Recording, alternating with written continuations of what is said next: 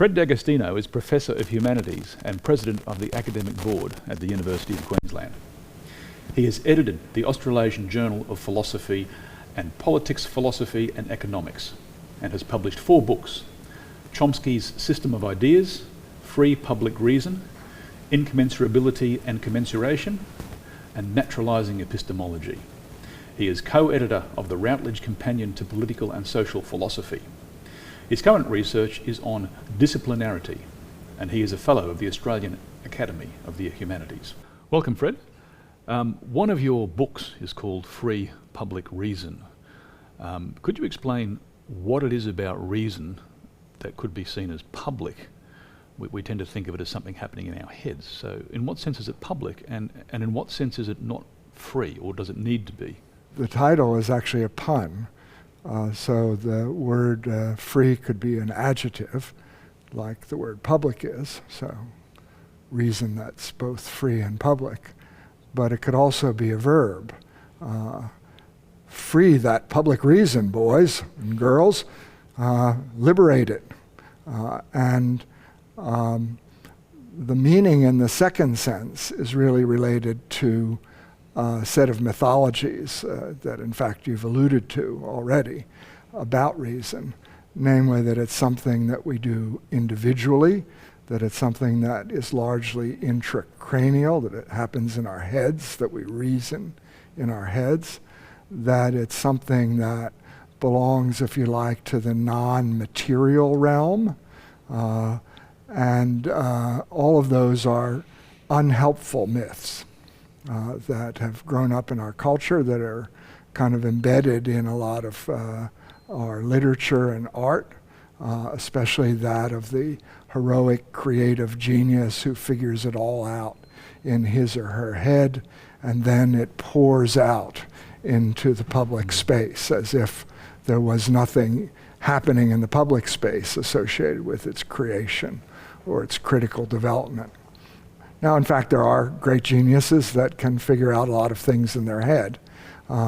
Mozart was said to be able to come to a piece of music paper and start writing fully orchestrated symphony and continue until he got to the end. Perhaps he could, but that's why we're still talking about Mozart. One of the reasons why we're still talking about Mozart. But most of us can't do that, and in fact our culture isn't really designed for that, whatever the mythologies that it might embed.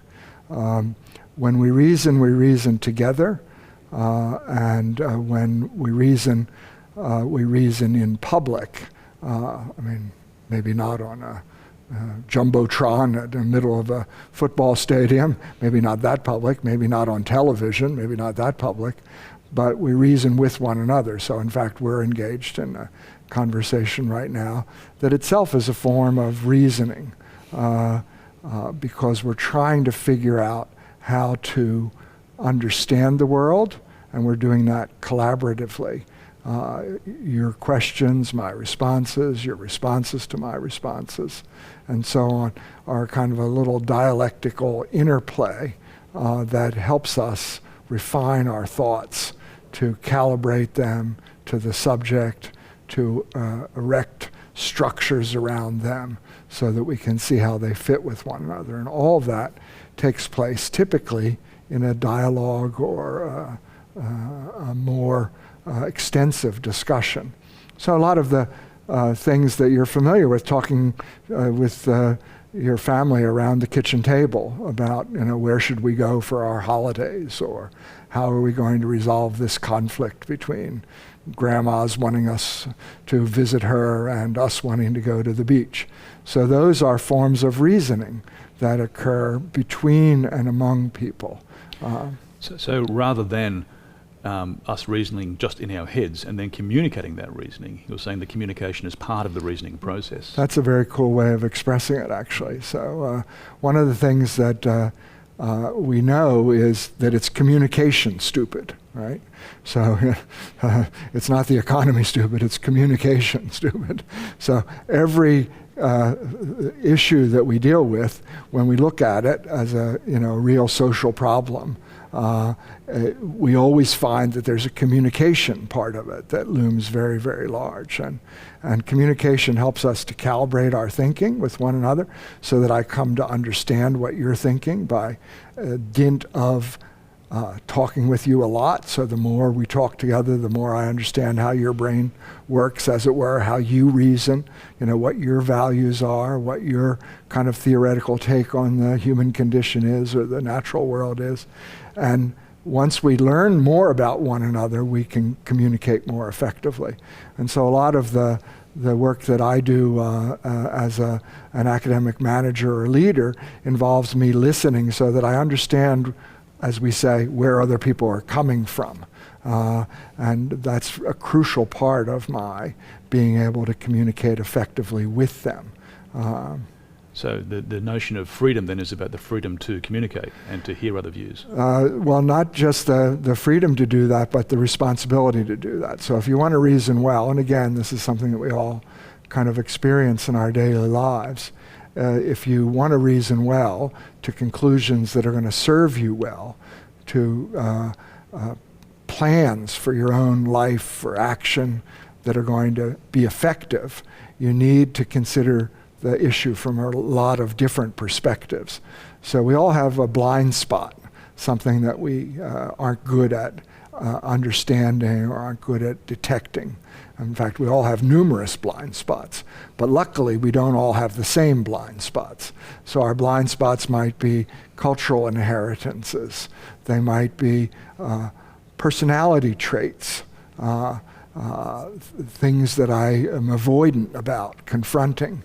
As long as not everybody is avoidant about confronting those things, and as long as I'm talking to others who aren't avoidant about confronting certain kinds of things, then I'm going to hear about them whether I want to or not. And that can be very valuable because they could be the link to success in something that I'm trying to do. How do we reconcile that with the idea of the lone thinker? You've mentioned that before. Someone like René Descartes, whose concept of I think, therefore I am is supposedly arrived at in isolation. How do we understand that relationship? Well, René was having himself on, is what we would say in the modern vernacular. And so the very notions that he uses to express this, cogito ergo sum in Latin, I think, therefore I am in English, all of these are notions that require some kind of cultural context to sustain. So the notion of personal identity that's encapsulated in the word I, the notion of existence that's encapsulated in the word M, the notion of connection that's captured in the notion of therefore, the notion of mental activity that's captured in the word think. All of those notions are socially sustained notions. So babies don't have those notions. They acquire those notions as part of their enculturation into a human community. Different human communities understand some of those notions quite differently. This is very much the case in relation to notions of personal identity. They're very different in different human cultures. We have a very, at least where I grew up, at the time that I grew up, we had a very atomized marble man, lone rider on the purple sage, conception of autonomy and, being able to be self-sufficient and so on, not relying on society. That was a very important mythic conception of personal identity. But in other cultures, your personal identity is inextricably wrapped up with your family identity, for instance, so that you associate, so that your mother's pain is practically something that you can feel physically yourself. Because your personal identity is so wrapped up in social conception of who you are. So these are cultural notions that we borrow, that we inherit, that we can question, and that questioning them can be made easier by this is one of the things about multiculturalism that perhaps isn't sufficiently emphasized in our own public discourse about that here in Australia, is that if I encounter people from a culture where the personal is the social already, I get a kind of a reality check on my own kind of solipsistic, atomistic notion of my personal identity. I can see, well, other people think of themselves as inextricably embedded in a family context or in a community context. Well, that's not the way I think about myself. And as we encounter these different forms of personal identity, we can reflect critically on our own attachment to a particular conception of personal identity.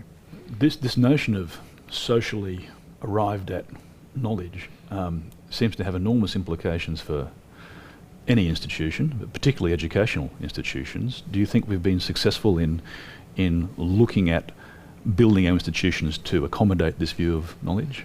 So one of the things that we have been doing for the past couple hundred years is embodied in the notion of a seminar. And a seminar is a small group learning experience in which people are oriented to a certain common problem or a set of texts or maybe some apparatus in a laboratory, and they mediate their relations with one another through their relations with the text or the laboratory apparatus or the topic, and vice versa. So they talk about it, whatever the topic is.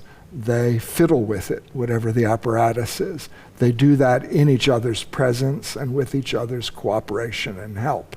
And they learn how to, first of all, behave with one another in relation to a common problem. Secondly, how to communicate what they understand about what's going on. And thirdly, they learn to orient themselves to each other, to listen to what the other person is saying, because the other person may be saying something that you haven't already arrived at as a perception of the situation or as a conclusion from the situation.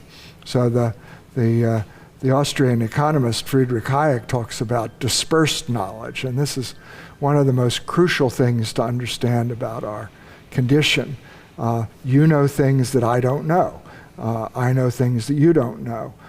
The people that are watching this discussion, each of them knows something that neither of us knows. Knowledge is dispersed around the human community, and some of it's due to the specialization of labor. So the person that I deal with when my plumbing's gone haywire knows all sorts of things that I don't know because of their special expertise as a plumber. I know all sorts of things about philosophy that they are unlikely to know because they haven't studied it for most of their lives as I have. So we have all this knowledge in the community, and sometimes we can liberate it, free it, we can liberate it by discussing topics of mutual interest with other specialists. So I don't know, maybe I've set myself up kind of inadequately. Would we have a philosophical discussion where the plumber and the philosopher, or would we have a plumbing discussion where the plumber and the philosopher each had something to contribute? Maybe that's drawing up too long a bow, but we certainly have in science and in policy making and government, we have discussions between the sociologist who knows something about the broad statistical lay of the land in relation to some problem, and the social worker who knows something about the delivery end of the problem, and the psychologist who knows something about the fundamental cognitive and emotional processes that are involved in the problem, and the economist who can price the costs of the problem and price the costs of solutions to the problem. We have the politician who can figure out, well, how am I going to sell, one or more of these solutions to the public, and what forms of resistance am I likely to encounter to a proposed policy solution or policy approach to this problem. And so that very nicely illustrates each of them knows something that's relevant to addressing the problem that the others don't know, or don't know at least as well as they do. And each of them knows something that's crucial to getting the solution right. And the seminar, which we've just kind of described, a kind of a seminar, the seminar that they have with one another as they sit in their office in Canberra, trying to figure out what are we going to do about the ICE epidemic, or what are we going to do about the radicalization of Muslim youth in our community, what are we going to do about these things. The seminar that they conduct with one another, they conduct using these forms of address. I'm listening to you, I'm respecting your expertise, I'm not necessarily taking it all at face value, so I need to be critical about what I'm hearing, but we're all trying to orient ourselves to one another by orienting ourselves to a common problem. So part of this is not just that you know A, she knows B, he knows C, so together we know A, B, C. It's actually about how all that interacts, the process of interaction of that through communication that's significant. That's one of the other things that psychologists have observed, and that we've already kind of alluded to, is that sometimes when we talk in one of these seminars with one another, I won't just hear a new piece of information. I'll hear something that disturbs my complacency about what I thought I understood about the problem. So if I'm a kind of a psychologist that's focused on very kind of basic psychological processes of cognition and emotional reaction, I might not be thinking big picture. I might not be thinking, well, what does this look like epidemiologically, this problem? What does it look like in terms of social class, or what does it look like? And so that can be not just a new piece of information, but a startling kind of new perspective on something that I've thought about through my own set of lenses. And so one of the things that we get from these seminars is new perspectives. And in order to see something, we have the kind of the parable of the elephant, the blind people and the elephant, okay, and you lead them up to the elephant one by one, and somebody touches the trunk and says, oh, it's a hose or a tree. Somebody touches the leg and they say, oh, it's a gigantic giant of the forest, and somebody touches the side of the elephant, oh, it's a wall, and somebody touches the tail and say, oh, it's a whip. But it's none of those things. It's an elephant. And the perspectival differences might eventually be resolved on a more accurate appraisal by putting them together. Could you tell us something about the concept of normative thinking and how it fits in with what you've just said? So we have a kind of a rough and ready distinction, and I think it is only a rough and ready distinction between normative and descriptive talk. So when I say that your shirt is in the violet part of the spectrum, or your trousers are in the blue part of the spectrum, I'm making a description of something. And when I say that you should put together different color combinations, I'm making a normative statement. You shouldn't always dress in the same way. It's very boring. So I'm making a normative. I'm saying it's something you should do. It's something that you ought to do. It's something that perhaps duty or my amusement requires you to do. We have a lot of normative language in our community. You should drive on the left. You should pay your taxes. You shouldn't harm other people if you can avoid doing so. And these are the things that orient our behavior and coordinate our behavior with one another. So we have norms in this domain of knowledge making as well, so that you should try to include other perspectives so that you are not missing something that can only be seen from one of them.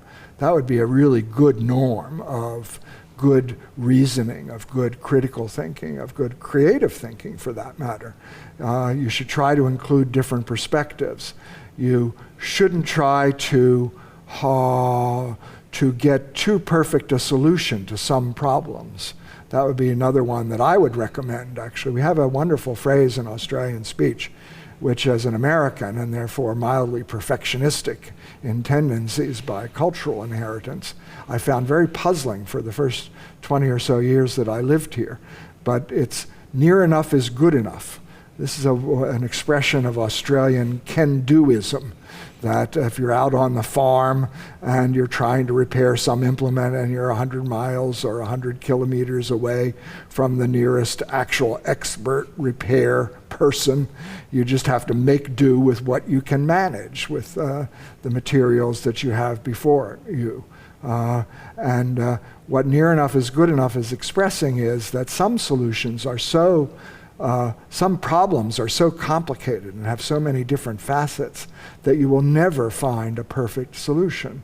So if we go back to the discussion in Canberra about the ICE epidemic or the radicalization of Muslim youth, the idea that we're going to find some perfect solution to either of these problems, some solution that just kind of mops it all up like an ad on television for the swirly mop, that just mops it all up and leaves no residue, that leaves no problems in its wake. That's very fanciful, and it's important. It's a sign of intellectual maturity that you see that that's very fanciful, that not only is there no finger snapping and it's gone, but even the most protracted, carefully designed, beautifully implemented solution is not going to give you everything that you would have liked to have gotten.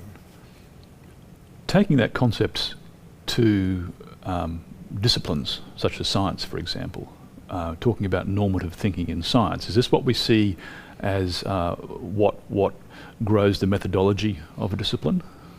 The methodology of the discipline is the normative thinking that surrounds it, and it's a set of rules that themselves have a history. So all these norms have a history. So some of the norms we have kind of stories about their origins. So the Ten Commandments, according to some origin stories, came down on a stone tablet from a mountain. And they have a kind of a divine origin, but the norms of scientific practice aren't typically alleged to have a divine origin. They're human creations, human discoveries after reflection on practice. So one of the things, again, that you learn if you're involved in any kind of practical activity is that you get better at it as you do more of it, because you encounter more different situations that kind of test the limits of what you've already learned and force you to revise your expectations about what you have to do in order to succeed. So I used to fix my own car, and the more you do that, the better you get at it. I wouldn't try to do it now because you need a computer and whatnot to even diagnose your car nowadays, but I'm talking about 40 or 50 years ago. And you could open the hood and you could look at it and you could look at a book and you could try to figure out, and you had a few simple instruments, but you got better and better and better at it, and you reflected on what worked and what didn't work. And that's kind of my diagnosis of where these norms of scientific responsibility come from, that they reflect the inherited wisdom of generations of scientists about what's likely to work or what won't work or what will lead you astray if you're not careful and not compliant with these customs of our community. So I see them as kind of customs of our community that are continually tested in their dialectic relationship with scientific practice. Which we see manifest in things like the seminar, peer review, all sorts of these social. So if you think about science, so one of the things that holds science together is the idea of peer review. So some of our audience won't know that one of the key things about the way science advances in its understanding of the natural world and the social world is by scientists going about their business and then writing up what they've learned in a particular form and format, and then sending that off to be reviewed by other people who are expert in that field. And those other experts, we call them peers, those other experts will look at what they're seeing on the computer file, on the pieces of paper in the olden times, and they'll say, how does this correspond with what I already know? How does it push the limits of what I already know? Does it push those limits in a plausible way? Is it using a sound approach? Do I have enough information here so that I could try to reproduce the effects that they're describing in my own laboratory or in my own survey, sociological survey? Do I feel confident? What do I know about the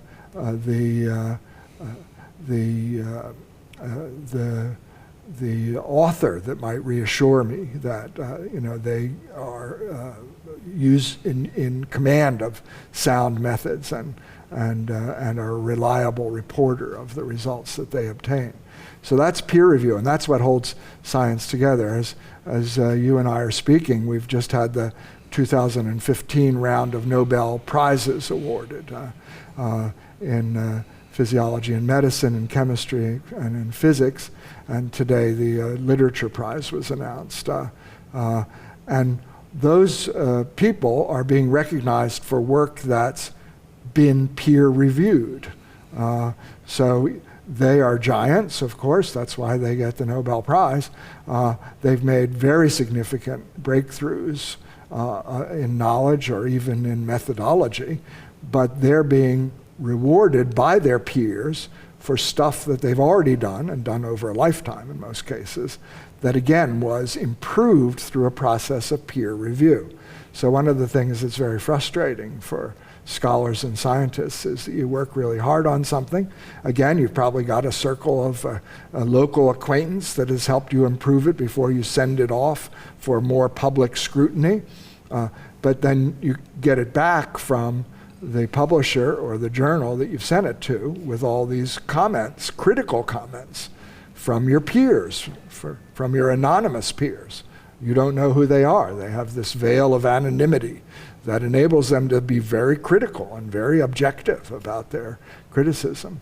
And then you get it back and you say, oh gosh, I thought this was pretty good, but they've identified some flaws here. And or I don't think I've explained this well enough, because if I had, they wouldn't have thought this was a flaw. They would have been satisfied. And so that's a part of the improvement process in our thinking. And every person who engages in disciplined scholarly activity is subject to that review of their peers, and the review is designed to improve what they do and does work effectively to do that. If we take the idea of moving away from knowledge as something that just sits in our own heads and is something more that belongs to us socially, how do we transcend the notion of the subjective to the intersubjective, and what does that phrase mean, intersubjective? So let's start with the notion of the subjective, because that's a good way of getting to the intersubjectives. So there are some things that are subjective. So my experience of the world is something that I have as a subject and that you don't. I might be able to convey some of my subjectivity to you. If I'm a particularly talented writer, I might be able to kind of describe the inner life of Fred in sufficient detail so that you could get a little bit of an insight into it. There are some things that we agree are matters of subjectivity and should be undisturbed as such. So, for instance, my tastes in music or in ice cream flavors or in colors for a car or for a suit, we agree that they fall below the threshold of public control, at least in a society like ours. In other societies, they might be considered markers of your group membership, and they might be subject to regulation on the part of the culture. But in our kind of Western democratic societies, we think of those as matters of taste that fall below the threshold of public regulation. We also think that some things are too important. They are above the threshold of public regulation. So, for instance, we think that what my views about the ultimate nature of the world whether there's a God, or if so, what kind of a God it is, and depending upon what kind of a God it is, what does that God command? These are things that in our societies, within very broad range anyway, we think are too important to be made matters of public regulation. Unlike ice cream flavors or preferred colors, it's not that they're not important enough to be made matters of public regulation, it's they're too important to be made matters of public regulation. Again, in other societies, there's a completely different approach. And these are exactly the matters which are regulated publicly. But in the kinds of societies that you and I have been lucky enough to inhabit, both our taste in clothes and our taste in religious or anti-religious or unreligious thoughts are not subject to public regulation. And nobody feels that we need to coordinate at least anything other than locally on those matters. There are some matters, though, that we need to come to some kind of coordination or alignment about. And those are the things that are often subject to normative regulation. So some things which are in kind of a cosmic sense trivial are regulated by normative conventions. As Sheldon would be told by Leonard, these are non-negotiable social conventions, Sheldon. Driving on the left in Australia is one of them. That's a good illustration of how there's nothing intrinsically preferential about left or right-hand driving, but what's important is that we all follow the same rules, because if we don't, we'll run into one another. There are others that are not so much conventional as customary and traditional and based on the accumulated observations of practitioners. So, for instance, the rules of method in science or in legal discourse or in philosophical reasoning are the inherited rules of our communities of practice.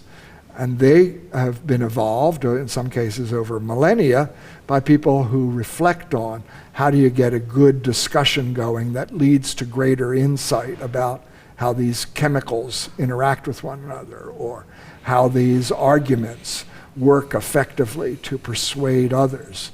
And so they are rules that orient us to one another by saying, by being like rules of a game. So you want to play the philosophy game, or you want to play the chemical analysis game. Here's what the community has discovered, in some cases over hundreds of years, in some cases over thousands of years, about how to play that game effectively. Of course, we can always, as we do in sport as well, we can always modify those rules as we make other discoveries, as we see that they have a natural kind of limit. And once you get into weirder territory than we'd so far explored, you can't rely on them anymore. And you need to reflect on the rules themselves, not just on the practices that they superintend. So can we understand intersubjectivity as the social interplay of all our subjective preferences? And so one of the things that the rules enable us to do is to orient to one another, so that you and I have some. Let's go back to the seminar table. So we're sitting around the seminar table, we're trying to get a solution to the problem of the radicalization of Muslim youth or the ICE epidemic, or we're in a lab and we're trying to figure out how to analyze some unfamiliar biological material in a way that will be illuminating for our biomedical interests. And we're each contributing to that discussion, but we're not just talking about things at random. Two things keep us oriented towards one another and make the discussion an intersubjective one. One thing is the objects themselves, and this is called management by content.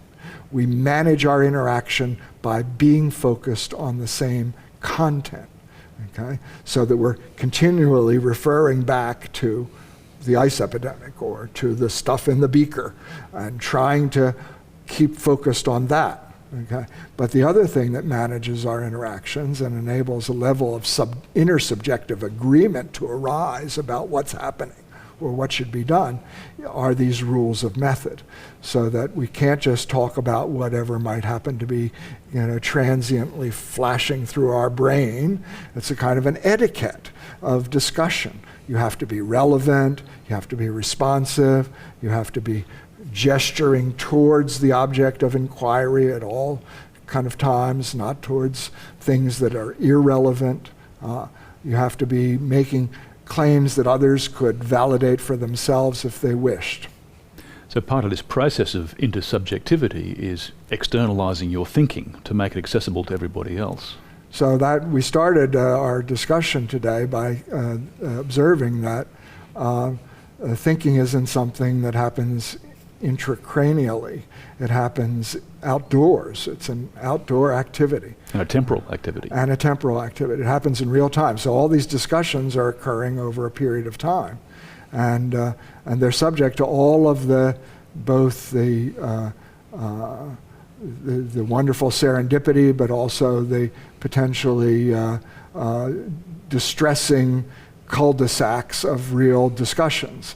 So you might be working for some time on a solution to the problem of what's in the beaker and how we should understand its biomedical properties, and not find a way of answering that question effectively, given your starting points or given the course that the discussion has taken.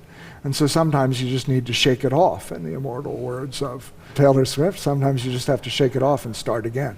And so that's one of the forms of wisdom that we learn as a result of deep engagement with the materials, is that sometimes you can only discuss an issue up to a certain point before you realize that you've run into a cul-de-sac or a box canyon, and you just have to start the discussion over again. Maybe you need to include some new people with new perspectives. Maybe you need to question some fundamental assumptions. Maybe you need to get some new apparatus or some new data because you just can't get anywhere from where you are now. So we have, say, sometimes wonderfully, serendipitously, all the things that we need to assemble, a solution of a decent enough kind, of one that satisfies the near enough is good enough criterion. All the materials are there. The conversation occurs in the way that is necessary to bring out all the relevant points, and we do get a solution. So one of the things that's, I guess, implicit in what we've been saying is that all of our reasoning is subject to the ordinary human fallibility and finitude. So we can't think of everything. That's the finitude part. We can't even think of everything that might be relevant. That's the finitude part. It doesn't matter how many people you have in the seminar room, they still can't think of everything that's relevant, not in finite periods of time, because we don't know, in many cases, what is relevant. And so the scoping problem is unsolvable in real time. Okay? So we're subject to that restriction. We're also subject to the fallibility restriction. The fallibility restriction means that I might be mistaken about almost anything that I believe. And that can be helped a little bit by the fact that there are 8 or 10 or 12 people around the table looking at the beaker, because they're not all going to be fallible in the same way. They're not all going to have the same blind spot. They're not all going to have the same inhibitions they're not going to all have the same commitments to some previous notion of how the world works that in fact is unhelpful in this case. So the fallibility part is a little easier to recover from than the finitude part. And the finitude part is the one that we really have a lot of trouble as a species accepting. There's quite a distinction between the old Greek idea of reason as that faculty which allows you to part the clouds and see how the universe really works. This is quite a different take on reason. Well, I think we can part the clouds and see how the universe works. We just shouldn't get too attached to the picture at any given point in time, because one of the things we know inductively is that it's always wrong. It's always wrong either in being incomplete or being based on a fundamentally misleading model, even as it enables us to capture some of what we're interested in.